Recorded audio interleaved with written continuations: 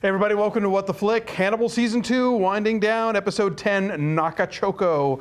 Alonso Duralde, William Bibiani, Ryan Turek. It's another fucking palate cleanser, so I'm not even going to talk about what the title means. There's no metaphors here. It's all palate cleansing. Yeah, like, where's the food? Yeah. But you forget the titles. This, oh my God, this episode. Yes. This episode was neat. Holy crap. I liked this one. And the fact that they managed to wedge in a theremin wins me over in such a big way. A theremin with some sweet loving. Metaphorical theremin, even. Yeah. You know. No. That was the Hannibal version of the clay pot and ghost. Yes, absolutely. That's what I was thinking. Yes. I was like, okay. All right, so gorgeous. let's break it down. There's a lot going on here. break it All right. down. First of all, we have Jaw Man from last week's body being found, having been set up by Will. Which means, so for the first time in this series history, when the vroom, vroom happens, Will is going back and is having a flashback of himself. Of his own design. Yes, This is when he my says this is my design, Yeah. I was thinking that when he went back there, everybody was going to say Malkovich. It was just so crazy to even try and calculate that. Okay, so that's happening, and then he and Hannibal are at the scene, and they're like giving their little things, and Crawford's almost giving him the look of "Get a room, you two." Things are getting a little creepy with Will and Hannibal's relationship. creepy? As we come to find out later on, I figure we'll get to that later. Okay. But just to begin with, I mean, I think this, and you guys were here talking about this episode last week, and I wasn't here, but I think this all stems from that dream vision thing he had last episode, in which Hannibal was tied to the tree, and he was basically saying, you know, it's a kind of a loving relationship. You love me, I love you. I show you a little bit of my side. You show me a little bit of yours. And it's like a very nurturing, very caring, very loving relationship. And we're getting this in spades in this episode, I feel. And them being on Will's crime scene, so to speak. He created that, was his design. Hannibal, in a way, isn't really necessarily doing this, but he's like, good job.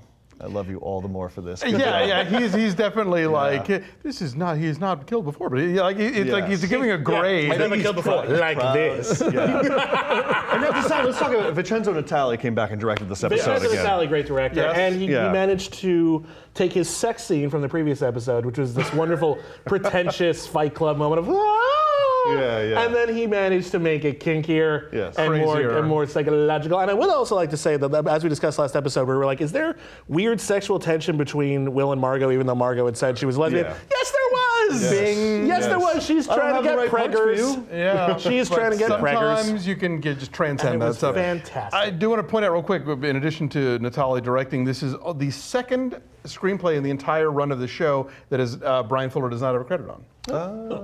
For whatever that's worth, I know TV credits are weird with writers, and did you work on this show where you win the room, blah, blah, blah. But this is only the second one where his name is not actually on it as one of the writers. And it's okay.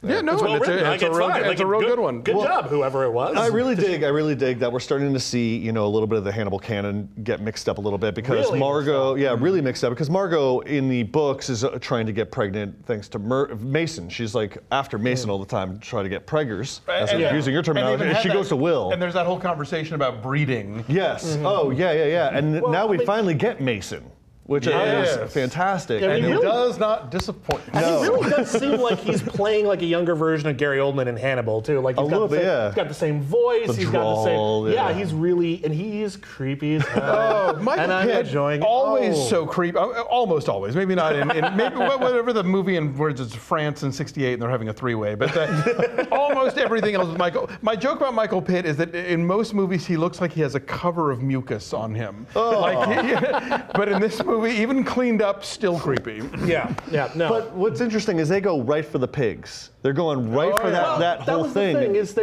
as I believe in the books, like the pig thing wasn't necessarily part of Mason Verger's backstory. It was like an idea he had later. Right. Here they decided to set it up early. It's like they have a pig fortune. And that's also out of young Hannibal, right? The whole. Well, they do reference his sister. No, but isn't there a whole thing about feeding men to pigs, and that's how I think that was a little bit forced into the Thomas Harris thing, because that's what people responded to in the books. But here, you know, Fuller and company put it right up front.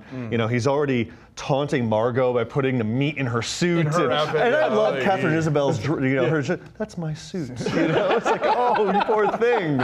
You were so doomed. She is such a wonderful MVP on the show. But we have to talk about Freddie Lowndes.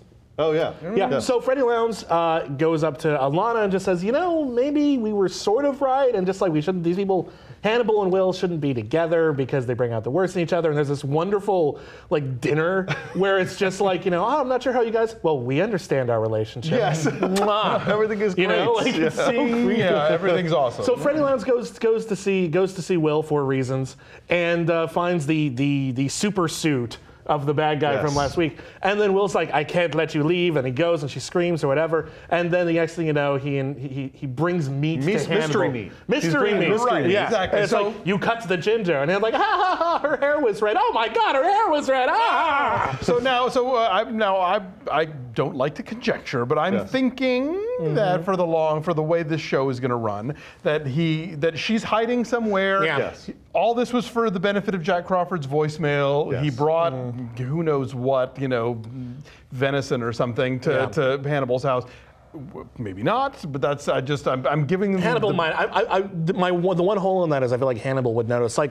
Yeah. This isn't human. Just alone that he could taste the acidity in the meat, whether in a stress. But it's either that scenario. She's either hiding, or they're actually going full tilt boogie with this cannibalism thing. And Will is going. Will's going off the deep end to nurture again that love and that affection that they have in order to bust him later on. To get far and deep enough inside. I have no doubt whatsoever that this is all part of Will's plan to bust Hannibal at some point in the future. The question is, how far was he willing to go? Right. And that's where I think that's where he's willing to go. He is willing to kill and eat Freddie Lounds. She's so cute and she has the best coats. So annoying. There's a scene she has with Alana and it's just like they're both talking about the plot or whatever like that. And I'm just like, which of their coats would win in a fight? Because the coats on this show, this is the reason why I don't want it to leave winter. Because what are we going to have? Competitive bikinis? Like, I don't.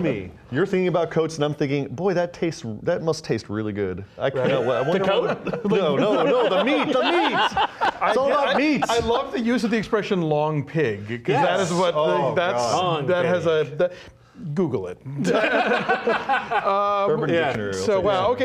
this the three-way of the mind moment. Nice and creepy, big centerpiece, like not afraid to stop the plot dead to just let this moment happen. As I joked on Facebook, there's a whole new meaning of making a sandwich. No, same meaning I've always had. Well, anyway, so Alana is shacking up again with Hannibal, but meanwhile there's Will. Margot, and then it's all Bob and Carol and Ted and Alice. And it's great. Bob and Carol and Ted and Malice. Yeah, that was a bold thing to do. I mean, like just to halt the narrative. And it's difficult to get away with that. Like you can halt a narrative. Like we just reviewed Turn as well this week, and they halted a narrative for no particularly good reason. Here, the show is so much about what the characters are experiencing and thinking and feeling and confused about and mixing up in their heads. That when you stop it, the story is still going because this is what's important. Yeah, and in Lesser Hands.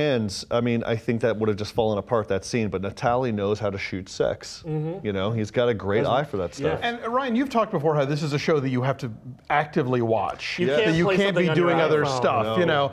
And so I think that a show would spend that much time on purely visual storytelling that you are not going to get while you're doing dishes or whatever. That's ballsy for American television because, as so many people describe it, it's radio with pictures, and it's all about, it all comes out of the dialogue, it all comes out of the music, it all comes out of things that you can be listening and sort of, but you've really got to. You got to pay more attention to Hannibal than you do Game of Thrones. If I'm being perfectly honest. And that final shot of this episode where it was a superimposition of Hannibal and Will's face, I was just like, oh my God. So cute. That is it's poetic. It's very well, of course it's poetic, poetry. but it's such an obvious like homage to Ingmar Bergman that I'm not sure most shows would get away with it. And they totally earned it. Well, I think if one of them had been in Profile and they'd done the persona thing, that might have been. It's still the same. But you're telling me they never would have thought of it. At some point it's like, oh, we could superimpose their faces, and no one in the writer's room said, oh, kind of like Persona. Someone mentioned it. I don't know that Bergman gets to own the superimposition. I think if it's Profile on face, then yes, that's for sure Bergman. The other thing has been done enough by other people. Everyone on YouTube loves when we talk about Ingmar Bergman. Yes. That's why you tuned in. I had this moment where, because this episode opens like many a Hannibal episode opens with the finding of a body, which, by the way, the way Will placed that body was fucking creepy and wonderful. Such a great scene. So great. Oh my, who knew he had it in him? But, I guess Hannibal. But then, so we had this moment where it's like they talk about the killer's motivation, and Jack's like, oh, well, you guys are going to find out more about this. Yeah. And then nothing happens with the case. And a part of me just wondering if Jack Crawford's just like, should shouldn't Will be in my office worried about his soul by now? Like, shouldn't he be like wanting Scott Thompson be cutting into this guy and finding little things? Jack Crawford's just like in limbo, just sort of just like, wow, what a slow week. Wait, there was a murder. Shouldn't we be doing something? Usually we've got these things solved within a week. What's going on here? Yeah. Like, I don't know. It's just sort of funny to me. I'm concerned about Will's dogs, as always. What about that little guy? That little guy that got... Buster's okay. Buster, he was hurt. He was hurt, but he's fine. All right. He's fine. Good. Okay. It's okay. Cool. It's okay. So, yes. Only 3 left, folks. Oh my God. It's gonna be so cool. Shit's getting deal. Shit's getting deal. I was saying real and deep at the same time, and I got Shit's getting veal, That is exactly it. Let's go eat So some mystery meat. join us next time, please.